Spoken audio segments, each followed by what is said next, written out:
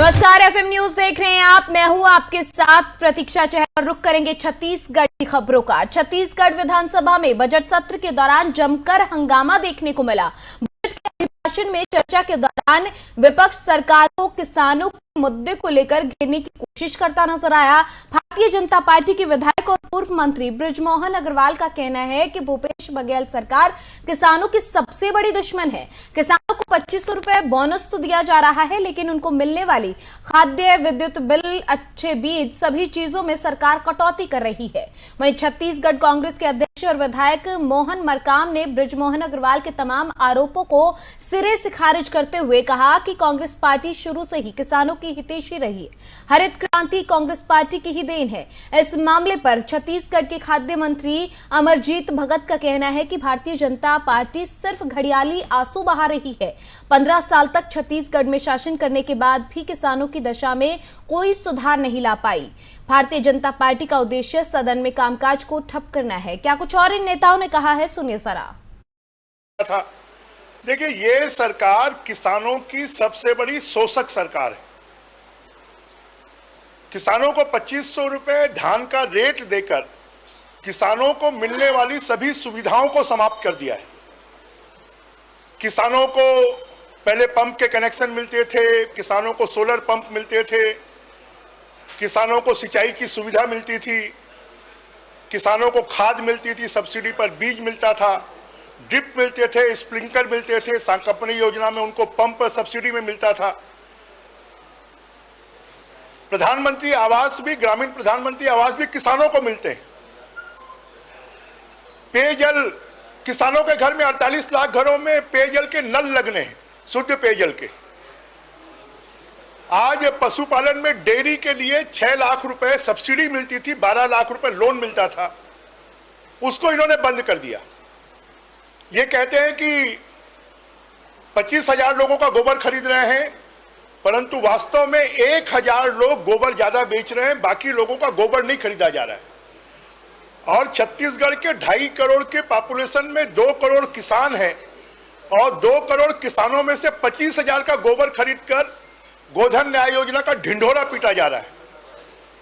बाड़ी योजना, शाकंभरी योजना क्या थी? बाड़ी योजना थी, उसको इन्होंने बंद कर दिया।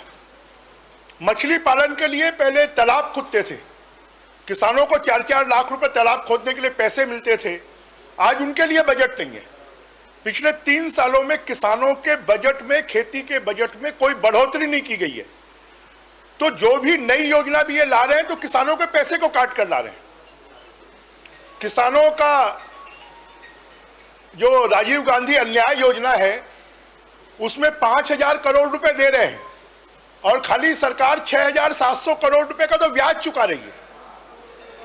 19,000 करोड़ रुपए घाटे का बजट है, लोन ले रही है। तो किसानों के नाम पर लोन लेने के बाद, किसानों के नाम पर ब्याज देने के बाद, किसानों के लिए चलने वाली जो योजना है वो पूरी तरह बंद हो गई है। भारतीय जनता पार्टी के सदस्य जिस ढंग से अनर्गल आरोप लगाते हैं, ये कहते हैं कि कांग्रेस पार्टी ने कुछ नहीं किया। आज हरित क्रांति पूरे देश में है। अगर अन्न का उत्पादन, भंडारण पर्याप्त मात्रा है तो ये कांग्रेस पार्टी की देन है। चाहे बागड़ा नागल बांध हो, हीराकुंड बांध हो, चाहे गंगरेल बांध हो, कांग्रेस सरकारों की देन है। आज छत्तीसगढ़ में 15 साल भारतीय जनता पार्टी की सरकार रही, मगर 10% से अधिक सिंचाई का रकबा नहीं बढ़ा है। हमारी सरकारों ने लगातार सिंचाई का रकबा बढ़ा के छत्तीसगढ़ के अन्नदाताओं, छत्तीसगढ़ के किसानों के लिए लगातार काम कर रही है। खैरागढ़ उपचुनाव को लेकर प्रदेश कांग्रेस कमेटी की चुनाव समिति की आज महत्वपूर्ण बैठक आयोजित की गई है, जिसमें आदरणीय PL पुनिया साहब, आदरणीय मुख्यमंत्री भूपेश बघेल साहब शामिल होंगे, और खैरागढ़ उपचुनाव को तैयारियों को लेकर विस्तार से चर्चा होगी, रणनीति पे चर्चा होगी और संभावित नामों पर भी चर्चा होगी। तो आज महत्वपूर्ण चर्चा होगी और हमें लगता है कि हम नई रणनीति के साथ खैरागढ़ उपचुनाव में जाएंगे और 71वां सीट कांग्रेस प्रत्याशी के झोली में जाएगा, ऐसा मुझे लगता है। वैसे नाम तो बहुत से हैं, 32-33 नाम हैं, मगर 4-5 महत्वपूर्ण नाम हैं। उन नामों पर हमने 1-2 दौर की सर्वे भी करा चुके हैं और टिकट डिक्लेरेशन से पहले और सर्वे हो गए, तो हमें उम्मीद होगा जो जीतने वाला प्रत्याशी होगा उसको ऐसे में केवल घड़ियाली आंसू बहाना, हम इसको यही दर्जा देंगे, क्योंकि आपको जब मौका था तो आपको 2100 रुपया तो लोगों को दे नहीं सके, हम 2500 रुपया दे रहे हैं। उसमें भी आप अगर दिखावा की बात करें, पक्षपात की बात करें तो ये कदापि उचित नहीं है। हम तो कभी इस दिशा में ये सोचते भी नहीं है कि पैसा कहाँ से आएगा। अभी बहुत विपक्ष के साथियों ने आरोप लगाया कि कर्ज ले रहे हैं। मुख्यमंत्री जी की मैं बहुत बुरी प्रशंसा करता हूं कि उन्होंने कहा कि अगर ज़रूरत पड़े तो किसानों के लिए हम कर्जा भी लेंगे और किसानों को। नया रायपुर में किसान आंदोलन 70 दिनों से चल रहा है। वहीं नया रायपुर में चल रहे किसान आंदोलन में 2 किसानों की मौत हो चुकी है। आपको बता दें कि नया रायपुर में 70 दिन से चल रहे किसान आंदोलन में छत्तीसगढ़ के श्रम मंत्री शिव डहरिया ने बीजेपी पर हमला करते हुए कहा कि किसान आंदोलन बीजेपी सरकार की देन है। और शिव डहरिया ने बीजेपी पर हमला बोलते हुए कहा कि जब बीजेपी की सरकार थी तब किसानों के से जमीन अधिग्रहण करते वक्त तत्कालीन बीजेपी सरकार ने कई वादे किए थे, लेकिन 15 साल तक सरकार रहने के बावजूद भी इन वादों को पूरा नहीं किया गया। आगे शिव डहरिया ने कहा कि कांग्रेस सरकार आने के बाद अब आंदोलन शुरू हुआ है। उसके बाद से अब तक 8 मांगों में से 6 मांगे पूरी कर ली गई हैं। कांग्रेस सरकार में स्थानीय लोगों को 100% रोजगार दिया जा रहा है। चालू कर दिया जाए उसको। जो नई राजधानी में किसान का आंदोलन चल रहा है वो पूरी भारतीय जनता पार्टी सरकार के समय की पूरी देन है। उन लोगों ने 2012 में जो कमेटी बनाई थी उसमें जो अनुशंसाएं की थी उनको उन्होंने कहीं पूरा नहीं किया। अब ये मामला हम लोगों के पास आया तो हम लोग उसमें 3 साल में अधिकांश मामलों को जो था उसको पूरा कर दिए हैं। 8 जो मांगे थी किसानी की उनमें से 6 मांगे पूरे कर दी गई है। उन्होंने कहा था कि सेकंड लेयर में खरीदी बिक्री जो जमीन की है वो चालू कर दिया जाए, उसको चालू कर दिया गया है। वहाँ के स्थानीय प्रभावित लोगों को 60% स्थानीय रोजगार का अवसर दिया जाए तो 60% स्थानीय लोगों को प्लेसमेंट या अन्य जो काम होते हैं उसमें स्थानीय लोगों को रखने का आदेश जारी कर दिया है। जो दुकान और गुमटियाँ हैं उसमें 70% प्रभावित लोगों को देने का था। अभी जितने बचे हैं हम लोगों ने उसमें 100% स्थानीय लोगों को देने का आदेश जारी कर दिया है। और जो वार्षिकी राशि होती है उसको भी प्रतिवर्ष उनका मिलना चाहिए, ऐसा उनका कहना था, वो भी प्रतिवर्ष मिल रही है। 5500 लोगों में मात्र 285 लोग हैं जिनका ऑडिट आपत्ति आया था। ऑडिट आपत्ति का मतलब है जो किसान जिनका सिंचित रकबा लिखा गया है, रिकॉर्ड में असिंचित लिखा हुआ है।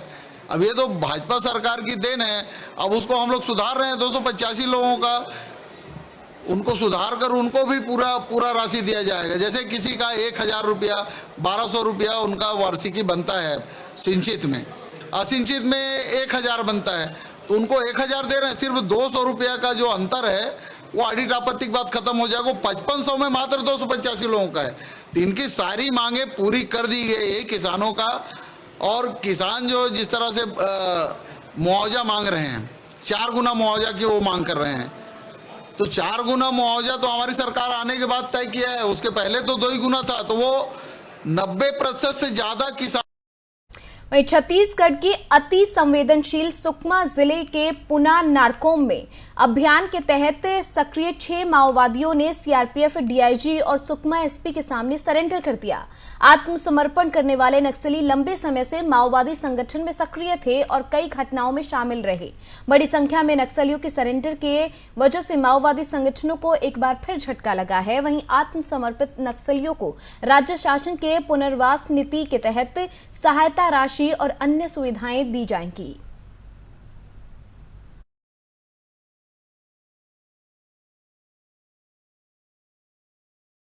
वहीं महासमुंद के कलेक्टर नीलेश कुमार क्षीर सागर ने वीडियो कॉलिंग के माध्यम से राजीव गांधी न्याय योजना के हितग्राहियों से बात की। वीडियो कॉलिंग के जरिए हितग्राहियों ने बताया कि पहली किश्त की राशि उनके बैंक खाते में आ चुकी है। कलेक्टर ने बातचीत के दौरान उन्हें श्रम कल्याण योजना के तहत पंजीयन के बारे में भी और योजनाओं के लाभ के बारे में भी जानकारी दी। आपको बता दें, महासमुंद जिले में 19,166 हितग्राही हैं जो इस योजना की पहली किस्त 2,000 रुपए जिनके खाते में सीधी जा चुकी है और इसका लाभ वो उठा रहे हैं। इस योजना के लिए पंजीयन की शुरुआत 1 सितंबर 2020 से शुरू की गई थी, जबकि राशि अब परिवारों को 6,000 रुपए से बढ़ाकर 7,000 रुपए देने शुरू कर दी गई है।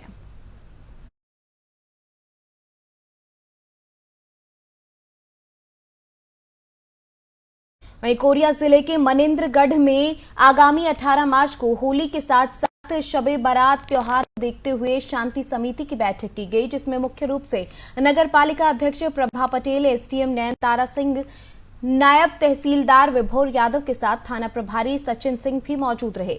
इस दौरान नगर पालिका अध्यक्ष प्रभा पटेल ने कहा कि मनेंद्रगढ़ क्षेत्र में आपसी भाईचारे के साथ साथ सभी त्योहार हमेशा से अच्छे से मनाए जाते रहे हैं। वहीं इस बार होली के साथ साथ मुस्लिम समाज की तरफ से मनाया जाने वाला शबे बारात भी है। हम सभी को बिना किसी विवाद के इस त्योहार को मनाकर एक मिसाल पेश करनी है।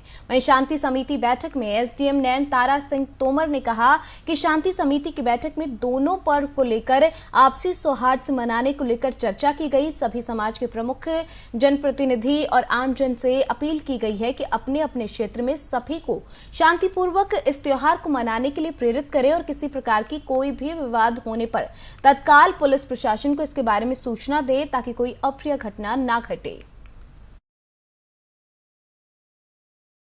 पुलिस प्रशासन और राजस्व प्रशासन के द्वारा जनपद सभा कक्ष में शांति समिति की बैठक ली गई। बैठक में ये निर्णय लिया गया कि शब-ए बारात और होली दोनों एक साथ पड़ रहा है शुक्रवार के दिन, तो ऐसी बात ना आए कि हिंदू मुस्लिम वाली बात। परंतु जैसा कि मैं नगर पालिका अध्यक्ष हूँ, मेरे उपाध्यक्ष हैं, नगर पालिका के सभी पार्षद भी बैठे थे, अधिकारी तो अभी आए हुए हैं, उनको नहीं मालूम, परंतु हमारा मनेंद्रगढ़ शहर बड़े सौहार्दपूर्ण वातावरण में होलिका मनाता है, बड़े ईद मनाता है। तो इस तरह ऐसी कोई बात नहीं आएगी। हम लोगों ने पुलिस प्रशासन और राजस्व प्रशासन को विश्वास दिलाया कि ऐसी कोई स्थिति नहीं आएगी। फिर भी पुलिस प्रशासन ने तैनात किया कि अगर ऐसी कोई बात आती है तो आप लोग चैतन्य रहें। कुछ लोगों ने सुझाव दिया कि कई ऐसे जोन हैं जहाँ पे कि बाहरी अपराधी प्रवृत्ति के लोग आके दंगा फसाद करते हैं, उसके लिए हमें अलर्ट रहना है। और कुछ लोगों ने सलाह दिया कि शराबबंदी, तो ऐसा होलिका दहन या होली के दिन शराब का कोई ऐसा वातावरण नहीं रहता जैसा मैं महसूस करती हूँ। तो इस तरह से कि सबसे निवेदन किया गया कि सौहार्दपूर्ण वातावरण में होलिका मनाया जाए, होलिका दहन किया जाए। और नगर पालिका प्रशासन से निवेदन किया गया कि ये एक अनाउंसमेंट करवा दे पूरे वार्डों में, 22 वार्डों में, कि होलिका उत्सव बहुत सौहार्दपूर्ण वातावरण में मनाया जाए, डीजे और साउंड का ऐसा कोई उपयोग नहीं किया जाए। हमारे यहाँ होली का त्यौहार भी है और शब-ए बारात है। होली का त्यौहार शुक्रवार को है, उस दिन जुम्मे की नमाज भी रहती है। तो हमारे मनेंद्रगढ़ में जितने भी समाज के लोग हैं उनके साथ हमारी एक शांति समिति की बैठक है जो जनरली त्यौहार के पहले होती ही है। और हम लोगों ने इस बैठक के माध्यम से ये सुनिश्चित किया है कि मनेंद्रगढ़ में होली का पर्व और शब-ए बारात का पर्व बहुत ही शांतिपूर्ण तरीके से आपसी भाईचारे और सौहार्द के वातावरण में। लगातार मैडम ये भी 10वीं 12वीं के परीक्षे चल रहे हैं बच्चों के, और लगातार डीजे की आवाज़ हमेशा सुनाई देती है, उसको लेकर किस प्रकार की कार्रवाई की जाएगी? सही बात है, डीजे की आवाज़ सुनाई देती है, रात में ये ज़्यादा होता है। और तहसीलदार और मेरे थाना प्रभारी लगभग रोज शाम को मॉनिटरिंग करते हैं और डीजे की आवाज़ को कम कराते हैं। लेकिन आज हमने जनप्रतिनिधियों के माध्यम से, आप मीडिया के माध्यम से और समाज के जो प्रमुख लोग आए थे उनके माध्यम से पूरे मनेंद्रगढ़ को ये संदेश। खबर बस्तर से, जहां पर छात्र सभा की अगुवाई में विश्वविद्यालय घेरने निकले हजारों छात्र छात्राओं को विश्वविद्यालय के गेट पर ही रोक दिया गया। बता दें कि जिससे आक्रोशित होकर छात्र छात्राओं ने जमकर नारेबाजी की और ऑनलाइन परीक्षा की मांग पर छात्र छात्राएं जो हैं वो अड़े रहे। वहीं नारेबाजी का असर इतना हुआ कि बस्तर संभाग के सभी जिलों और ब्लॉक के छात्र छात्राओं ने विश्वविद्यालय के गेट पर जो है धरने में शामिल होने का फैसला किया और वहां पर पहुंच गए। इस वजह से भारी संख्या में छात्रों ने अपनी उपस्थिति दिखाते हुए शक्ति प्रदर्शन करने का प्रयास यहां पर किया। छात्राओं की तरफ से ऑनलाइन परीक्षा की मांग सहित महाविद्यालय में व्याप्त समस्याओं को दूर करने को लेकर परेशानी जो है वो बताई गई और मांग की गई है कि इसका जल्द से जल्द निराकरण हो। जिसके बाद छात्र सभा के प्रमुख संरक्षक डॉक्टर अरुण पांडे प्रदर्शन के दौरान विश्वविद्यालय पहुंचे और पुलिस के घेरे में विश्वविद्यालय के डीन के कार्यालय तक उन्हें ले जाया गया, जहां उनके निवेदन के बाद डीन बाहर आकर छात्र छात्राओं से मिले और इस पर छात्र सभा के संरक्षक की तरफ से छात्र छात्राओं के शांत करने को लेकर बातचीत की गई, उनको आशा दिलाई गई और उनके आंदोलन को खत्म करवाया गया।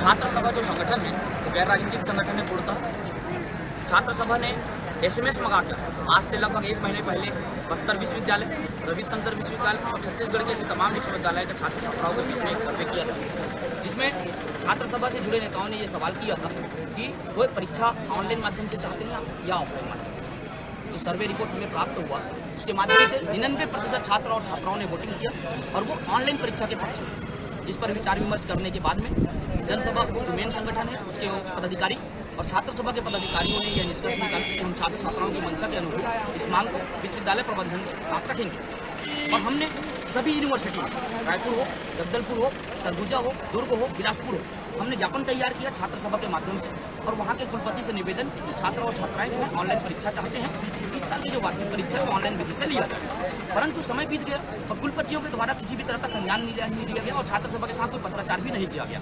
इसी बीच आप सभी जानते हैं कि बस्तर में माननीय राज्यपाल महोदया जो हैं और जो विश्वविद्यालय की कुलाधिपति होती है वो यहाँ पर समारोह में आई थी।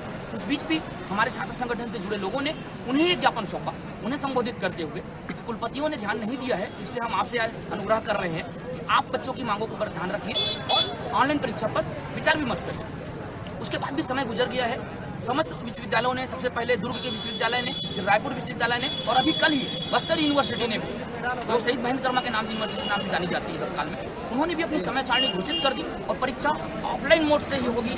यह अपना निर्णय छात्र छात्राओं के सर पे थोप रही है। जबकि छात्र सभा जो हमारी संगठन है उनके उच्च पदाधिकारियों ने जब छात्र छात्राओं के बीच में बैठकर चर्चा किया तो सभी ये कहते हैं विद्यार्थी कि कक्षाएं इस साल तो ऑनलाइन ही नहीं लगी, ऑफलाइन लगने की बात तो कोसों दूर है।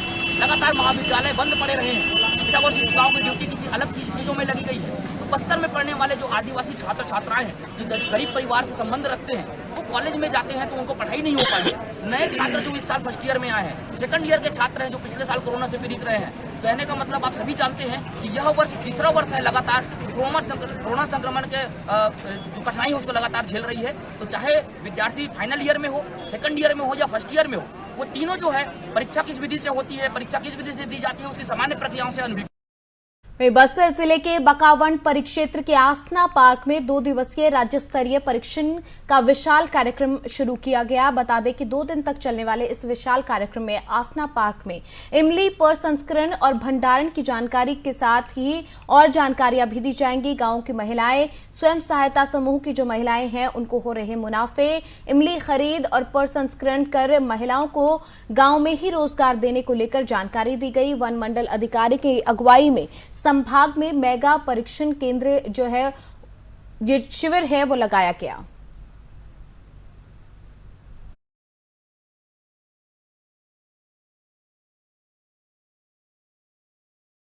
ग्रामीण इलाकों में अब रंगोत्सव की नगाड़े की थाप कम हो चुकी है। पारंपरिक फाग गीत बहुत कम सुनाई देते हैं। फाग गीतों और नगाड़ों की जगह अब आधुनिक ध्वनि यंत्र यानी कि डीजे ने इसकी जगह ले ली है। आधुनिकता की चकाचौंध में नगाड़ों का शोर गुम हो गया है। अब नगाड़ों की शोरगुल की जगह डीजे ने ले ली है। नगाड़ों का शोर गुम होते होते नजर आ रहा है। होलिका दहन को अब कुछ ही वक्त का जो समय है वो बचा है और बावजूद नगाड़ों की धुन सुनाई नहीं दे रही। जबकि इससे पहले होली के पर्व के मौके पर 1 महीने पहले बसंत पंचमी से ही नगाड़े बजने शुरू हो जाते थे, जहां बड़ी संख्या में लोग चौक चौराहों पर फाग के गीत गाते और बजाते हुए नजर आते थे। और लेकिन अब औपचारिकता महज होलिका दहन रह गया है और दूसरे दिन भी नगाड़े की गूंज सुनाई नहीं देती। इस साल होलिका दहन 17 और गुलाल का त्योहार होली 18 मार्च को है। पहले बसंत पंचमी के दिन से ही होली के लिए बच्चे और युवा वर्ग होली दहन को लेकर लकड़ी इकट्ठा करने लगते थे, लेकिन अब कुछ भी ऐसा देखने को नहीं मिलता। इस आधुनिकता के दौर के साथ साथ लोगों की मानसिकता भी बदलती जा रही है। व्यापारियों ने बताया कि नगाड़ा मशीन से नहीं बल्कि अपने हाथों से बड़ी मेहनत से बनाया जाता है। इसे बनाने में पूरा परिवार जुटा रहता है और नगाड़ा बनाने के लिए जो सामान इस्तेमाल करते हैं वो भी महंगे दामों पर मिलने लगा है। इस वजह से नगाड़े बनाना भी महंगा हो गया है। इस वजह से दाम में 5 से 10% की बढ़ोतरी देखने को मिल रही है। बेमित्रा के बाजार में नगाड़े की दुकान में छोटे बड़े अलग अलग साइज के नगाड़े मिल रहे हैं, जिसमें सबसे छोटा साइज 100 रुपए के दाम में मिल रहा है। वहीं सबसे बड़े साइज नगाड़े का 2000 रुपए में इसका जो दाम लगाया बताया जा रहा है। आपको बता दें कि पहले जिस तरीके से होली के त्योहार पर लोग झूमते थे, गाते थे, फाग के गीत गाते थे, अब वो तस्वीरें बहुत कम देखने को मिलती हैं।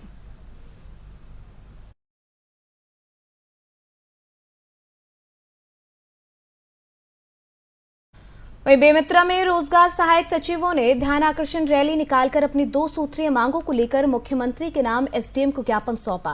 इससे पहले तहसील कार्यालय के पास छत्तीसगढ़ मनरेगा कर्मचारी महासंघ के बैनर तले मांगों को लेकर 1 दिवसीय धरना भी दिया गया, जिसमें प्रमुख रूप से नियमितीकरण को लेकर मांग की गई। साथ ही कर्मचारियों ने मनरेगा के तहत होने वाले कार्यों को भी गिनाया और प्रदेश कांग्रेस सरकार को अपने जो नियमित करने को लेकर जन घोषणा पत्र की याद भी दिलाई। उसके बाद तहसील कार्यालय से कलेक्ट्रेट तक ध्यान आकर्षण रैली निकाली गई, जहां रोजगार सहायक सचिव में अभी करो, अर्जेंट करो, हमें परमानेंट करो के नारे के साथ सरकार की वादा खिलाफी रवैये को लेकर जमकर नारेबाजी की गई। रैली कलेक्ट्रेट पहुंची, जहां पर मुख्यमंत्री के नाम एसडीएम को ज्ञापन सौंपा गया। साथ ही मांग पूरी नहीं होने पर स्थिति में प्रांतीय आह्वान पर अप्रैल के पहले सप्ताह से कलमबंद धरने में जाने की बात भी कही है।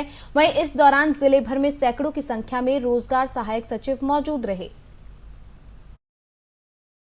हम लोग का प्रांतीय आह्वान पे जो हमारा संघ का सबसे प्रमुख मांग है वह नियमितीकरण का है, और इसमें हमारे रोजगार सहायक संघ के भी सभी साथी हैं। उनका मुख्य मांग है कि उनका ग्रेड पे निर्धारण किया जाए, और जब तक शासकीयकरण नहीं किया जाता है तब तक 1966 संविदा नियमावली का पालन किया जाए। और हमारी जो मुख्य मांग है नियमितीकरण का है, और सरकार ने जो कि वादा किया था अपने घोषणा पत्र में, किंतु आज 3 वर्ष बीत चुके हैं और उस पर किसी प्रकार का ध्यान नहीं दिया गया है। और विगत 3 वर्षों से हमारा सैलरी भी नहीं बढ़ाया गया है, और 4-5 महीनों से हम सभी अधिकारी कर्मचारियों को, रोजगार सहायकों को वेतन भी अप्राप्त है, जिसकी वजह से होली जैसा मुख्य त्यौहार भी मना पाना बहुत मुश्किल होगा। तो सरकार से यही निवेदन है कि जल्द से जल्द हमारी जो वेतन है उसको देवें और नियमितीकरण की मांग को पूरी करें।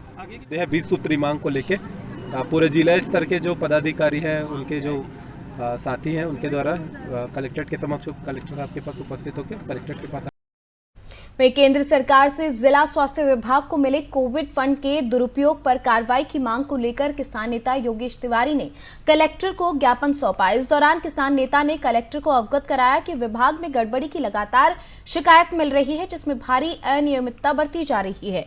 नियमों को ताक पर रखकर तकनीकी समिति के गठन, कार्य पूर्ण हुए बिना पूर्णता का प्रमाण पत्र देने समेत अन्य स्तर पर अनियमितता बरती गई। इसलिए केंद्र सरकार से मिले कोविड फंड के उपयोग की निष्पक्ष जांच हो, गड़बड़ी के लिए जिम्मेदार अधिकारी पर कड़ी कार्रवाई करने की मांग भी की गई है।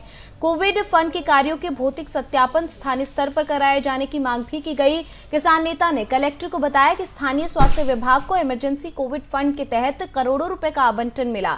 इस आवंटन का सही उपयोग समय पर न करने की वजह से काम में विलंब हुआ। इस दौरान केंद्र सरकार से कोविड फंड के तहत हुए कार्यों के भौतिक सत्यापन के आदेश के बाद जिम्मेदार अधिकारियों में हड़कंप मच गया और वो आनन फानन में कोविड फंड का काम करा रहे हैं। इन कामों की बारीकी से जांच कराने पर बड़ी गड़बड़ी सामने आएगी, ये कहते हुए किसान नेता नजर आए, जहां पर उन्होंने कहा कि नियमों को ताक पर रखकर तकनीकी समिति का गठन किया गया है।